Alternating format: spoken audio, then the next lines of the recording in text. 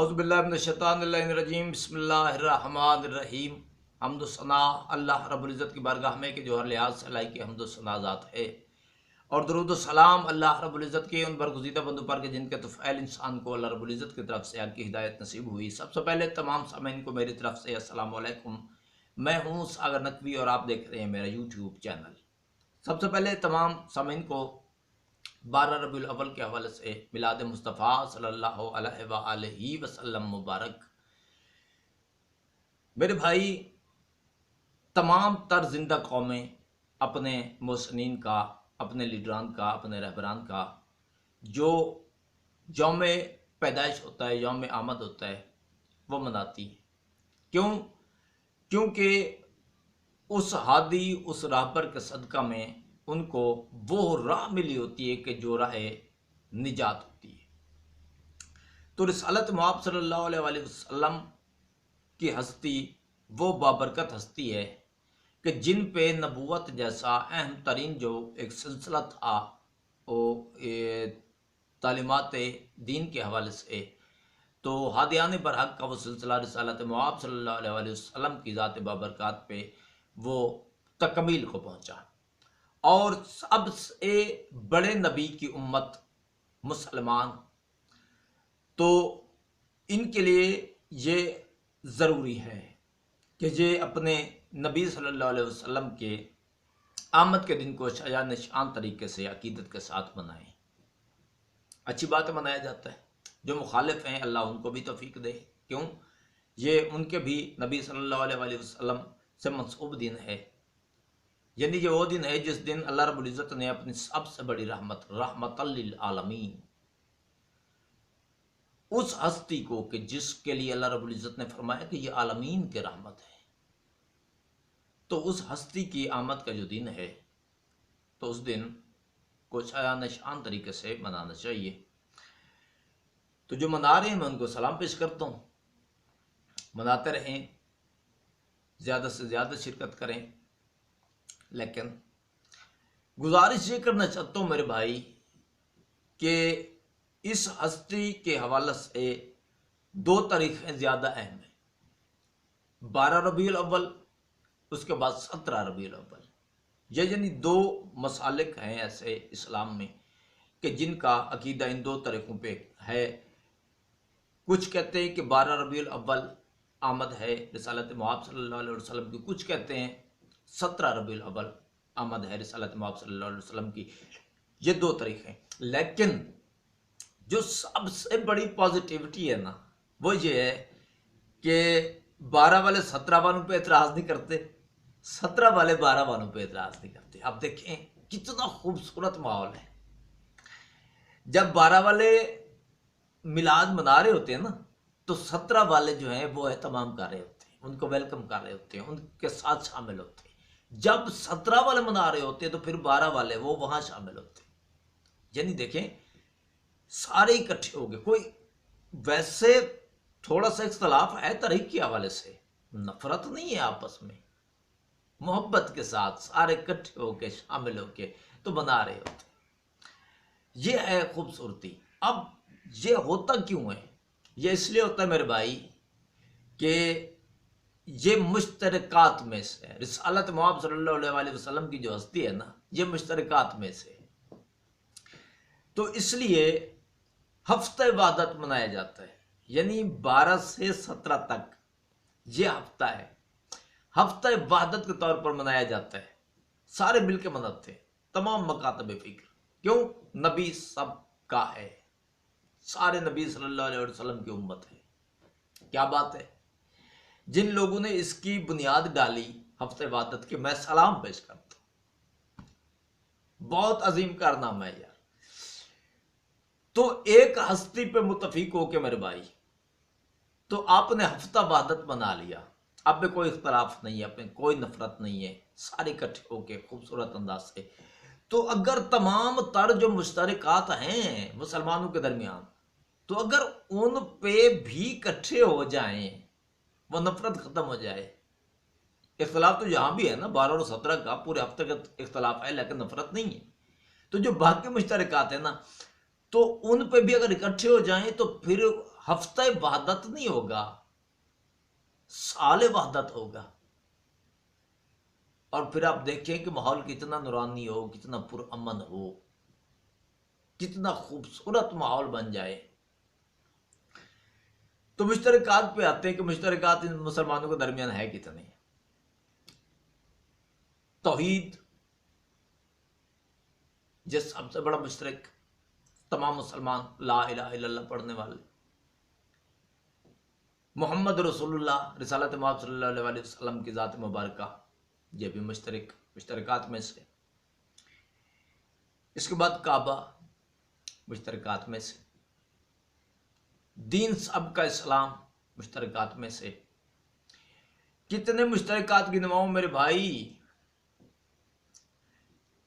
تو ایک مشترک پہ اکٹھے ہو کے لطف تو دیکھ لیا نا آپ نے، کیسا پرنور ماحول ہوتا ہے۔ شیعہ سنی کو سینے سے لگا کے کہتا ہے نبی کی آمد مبارک، سنی شیعہ کو سینے سے لگا کے کہتا ہے نبی کی آمد مبارک، چاہے کوئی 17 کو منا رہا ہے، چاہے کوئی 12 کو منا رہا ہے، کوئی اختلاف نہیں ہے، کوئی جھگڑا نہیں ہے۔ تو اگر ان مشترکات پہ اکٹھے ہو جائیں کتنا خوبصورت ماحول بن جائے۔ دیکھیں یہ اختلاف جو ہے نا، یہ پتہ نہیں کہاں سے آیا، میں اس کا پوسٹ مارٹم کرنا نہیں چاہتا، لیکن ہو سکتا ہے میری اگلے پوائنٹ سے اگر پوسٹ مارٹم اس کا ہو جائے تو غور کر لیجئے گا تھوڑا سا۔ اللہ رب العزت کے حضور کعبہ، تیسرا مشترک میں نے کعبہ گنوایا۔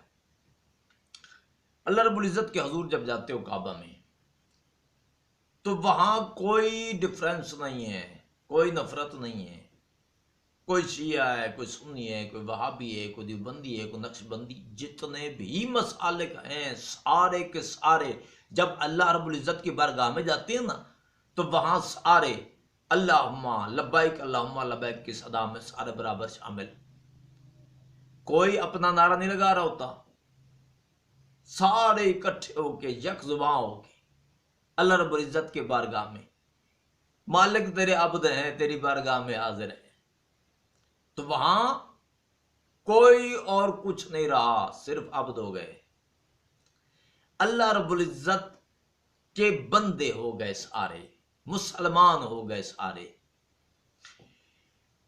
تو وہاں اللہ رب العزت نے سب کو اکٹھا کر کے ایک جان کر دیا، سارے عبد، سارے حاجی، سارے نمازی، یعنی کوئی ڈفرینس رہا ہی نہیں۔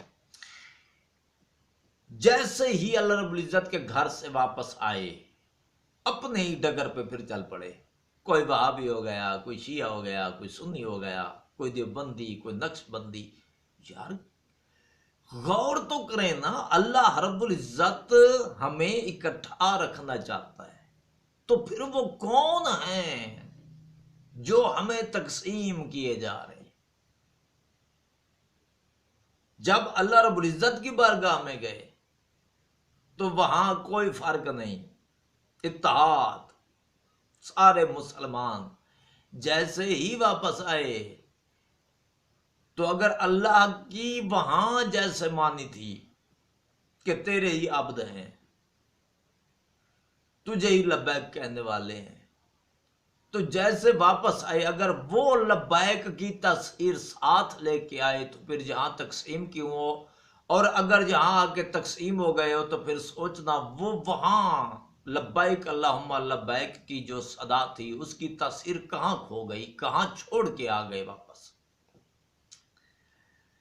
اسی طرح سے جب میلاد مصطفیٰ صلی اللہ علیہ وآلہ وسلم کے حوالے سے بھی میں خود تصحابی کا ایک جملہ کہنا چاہتا ہوں۔ میرے بھائی، رسالت مآب صلی اللہ علیہ وآلہ وسلم کا میلاد منانا یہ عقیدت ہے، نبی صلی اللہ علیہ وآلہ وسلم کی ماننا یہ ایمان ہے۔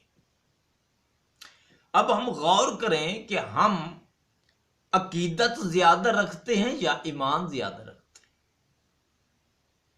خود تصحابی بنتی ہے بھائی۔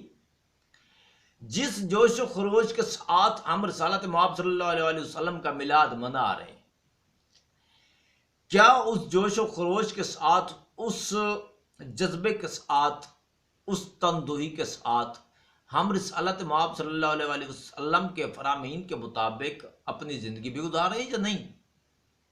میلاد منانے کا مطلب کیا ہے؟ اپنے راہبر کا یوم پیدائش منا رہے ہیں، سالگرہ منا رہے ہیں، اپنے نبی صلی اللہ علیہ وآلہ وسلم کی سالگرہ منا رہے ہیں۔ کیوں؟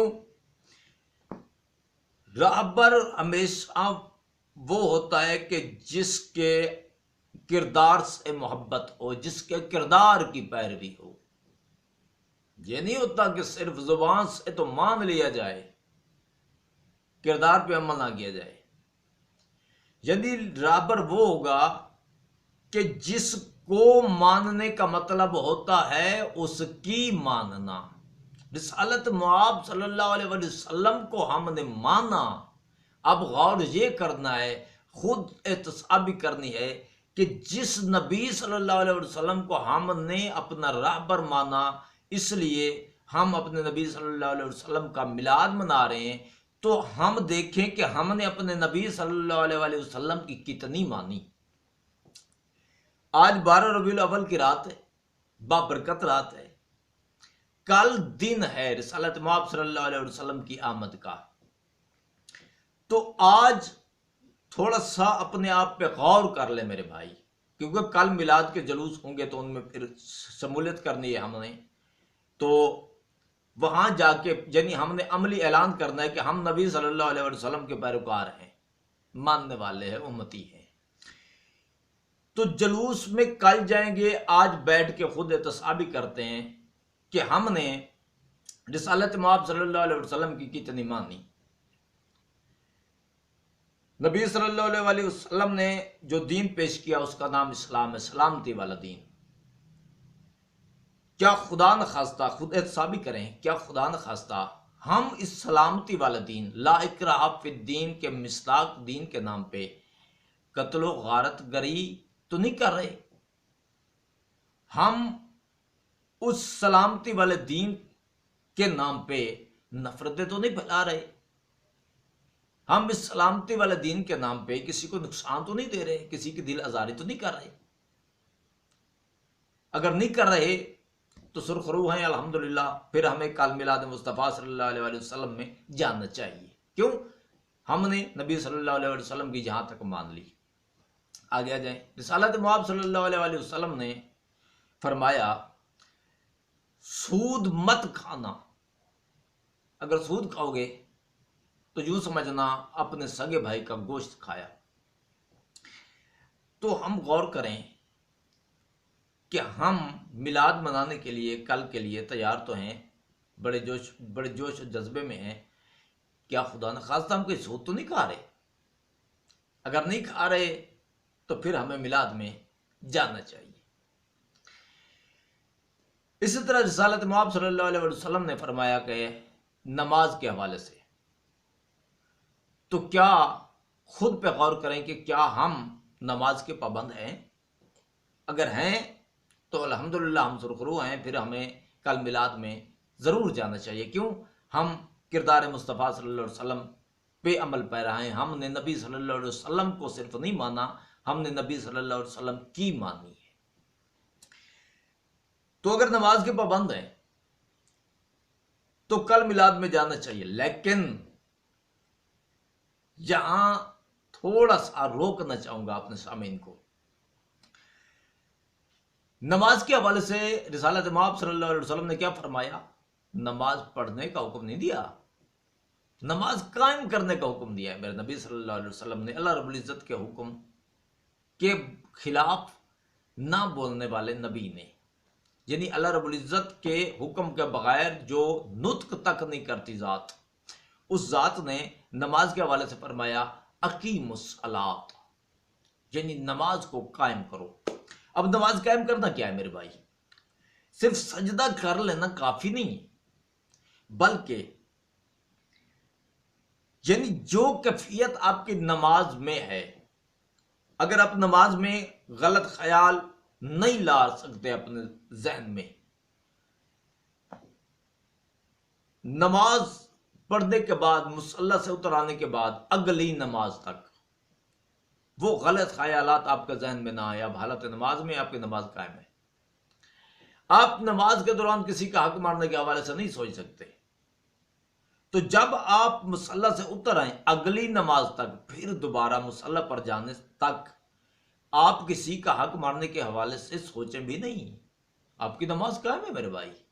نماز پڑھتے ہوئے آپ کسی کو قتل کرنے کے حوالے سے سوچ بھی نہیں سکتے. جب مصلی سے اتر آئیں اگلی نماز تک آپ سوچ بھی نہ سکیں کہ کسی کو نقصان پہنچانا ہے. جس طرح نماز کی حالت میں آپ کسی کی دل آزاری، کسی کی غیبت، یعنی کسی قسم کا جو حرام فعل ہے، حرام سوچ ہے، وہ آپ جس طرح سے نماز کی حالت میں اپنے قریب بھی نہیں بھٹکنے دیتے، مصلی سے اتر آنے کے بعد اگلی نماز تک کوئی بھی حرام سوچ، کوئی بھی حرام فعل، کسی کا حق مارنے کے حوالے سے لے کے کسی کی جان لینے تک اگر یہ آپ نہیں سوچ سکتے تو آپ حالت نماز میں ہیں. یعنی جو کیفیت آپ کی حالت نماز میں تھی اگلی نماز تک معمولات زندگی میں مصروف ہونے کے باوجود آپ مسلسل اسی کیفیت میں ہیں جیسے آپ مصلی پہ تھے، حالت نماز میں تھے، تو آپ کی نماز قائم ہے. اگر آپ اس طرح کی نماز پڑھ رہے ہیں تو آپ کو کل میلاد مصطفیٰ صلی اللہ علیہ وسلم میں جانا چاہیے. آپ کسی کا دل نہیں دکھاتے. رسالت میں آپ صلی اللہ علیہ وسلم نے منع فرمایا کسی کا دل دکھانے سے، یتیم اور مسکین کا حق مارنے سے منع فرمایا. تو اگر آپ کسی کا حق نہیں مار رہے تو آپ کو کل میلاد مصطفیٰ صلی اللہ علیہ وسلم میں جانا چاہیے. کیوں؟ آپ واقعی راہبر مان چکے ہیں رسالت مآب صلی اللہ علیہ وسلم کو. یعنی جن چیزوں سے رسالت مآب صلی اللہ علیہ وسلم نے منع فرمایا اگر آپ ان سے پرہیز کرتے ہیں تو آپ کو میلاد مصطفیٰ صلی اللہ علیہ وسلم میں جانا چاہیے. جن چیزوں پہ عمل پیرا ہونے کا حکم دیا رسالت مآب صلی اللہ علیہ وسلم نے، یعنی غریبوں کی مدد کرنا، فلاحی کاموں میں حصہ لینا، جو بھی بہتری کے کام ہیں، جو بھی فلاح کے کام ہیں، وہ تمام تر کرنے کا حکم دیا میرے رسالت مآب صلی اللہ علیہ وسلم نے. آپ ان پہ عامل ہیں تو پھر آپ کو کل میلاد میں ضرور جانا چاہیے. اور اگر خدا نہ خواستہ کہیں کوئی کبھی بیشی ہے نا تو وعدہ کر لیں رسالت مآب صلی اللہ علیہ وسلم سے کہ یا رسول اللہ صلی اللہ علیہ وسلم، ہم میں کوتاہیاں رہ گئیں آپ کے اس میلاد تک، جو پچھلی ہو چکی ہیں ان کا ازالہ کرنے کی کوشش کرتے ہیں. آگے کے لیے وعدہ کرتے ہیں کہ اس طرح کی کوئی ایکٹیویٹی جو آپ نے جس روکا ہے، جس عمل سے آپ نے منع فرمایا ہے، تو آئندہ کے لیے ایسا نہیں ہوگا. نہ ہم سود کھائیں گے، نہ ہم کسی کا حق ماریں گے، نہ ہم کسی پہ ظلم کریں گے، نہ ہم شراب نوشی کریں گے. یعنی ہر حرام کام سے ہم باز رہیں گے، بالکل ویسے ہی زندگی گزاریں گے جس طرح سے آپ نے حکم دیا ہے زندگی گزارنے کا. جس طرح سے آپ نے معاشرہ ترتیب دینے کا حکم دیا ہے، ہم اسی طرح سے اس معاشرے کی تشکیل نو کریں گے. تو پھر بھی آپ میلاد میں جا سکتے ہیں سرخرو ہو کے، وگرنہ اگر نیت میں یہ ہو کہ میں اپنے تمام تر جو نیگیٹو حرکات ہیں وہ جاری رکھوں گا، ان پہ فوکس نہیں، ان پہ توجہ نہیں ہے، بس لبیک یا رسول اللہ، سرکار کی آمد مرحبا، تو یہ میرے بھائی منافقت ہے. اور منافق انسان کسی کا کچھ نہیں لگتا. ذرا غور کیجئے کہ ہم نبی صلی اللہ علیہ وسلم کو تو مانتے ہیں، نبی صلی اللہ علیہ وسلم کی کتنی مانتے ہیں؟ اگر نہیں مانتے تو ماننا چاہیے. کیوں؟ صاحب ایمان ہی تب ہوں گے جب ہم نبی صلی اللہ علیہ وسلم کی مانیں گے. نبی صلی اللہ علیہ وسلم کو ماننے کے حوالے سے وہ بھی مانتے تھے جنہوں نے اللہ رب العزت کا کلمہ نہیں پڑھا. وہ بھی مانتے تھے کہ یہ اللہ کا رسول ہے. صرف یہ ماننا کافی نہیں ہے کہ یہ اللہ کا رسول ہے، امتی کے لیے ضروری ہے کہ وہ نبی صلی اللہ علیہ وسلم کو اللہ کا رسول ماننے کے ناطے، اپنا نبی صلی اللہ علیہ وسلم ماننے کے ناطے نبی صلی اللہ علیہ وسلم کی مانے۔ خدا ہمیں سچا امتی بننے کی توفیق عطا فرمائے۔ گزارشات پہ غور کیجیے گا، ویڈیو کافی لمبی ہو گئی ہے۔ نیکسٹ انشاءاللہ کل کوشش کروں گا اسی موضوع پہ چند ایک گزارشات اور بھی کر دوں۔ تب تک کے لیے اجازت، فی امان اللہ۔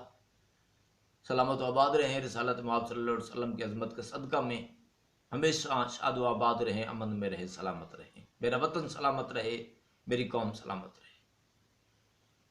پاک آرمی زندہ باد، پاکستان پرندہ باد۔ اللہ حافظ۔ سرکار کی آمد مرحبا۔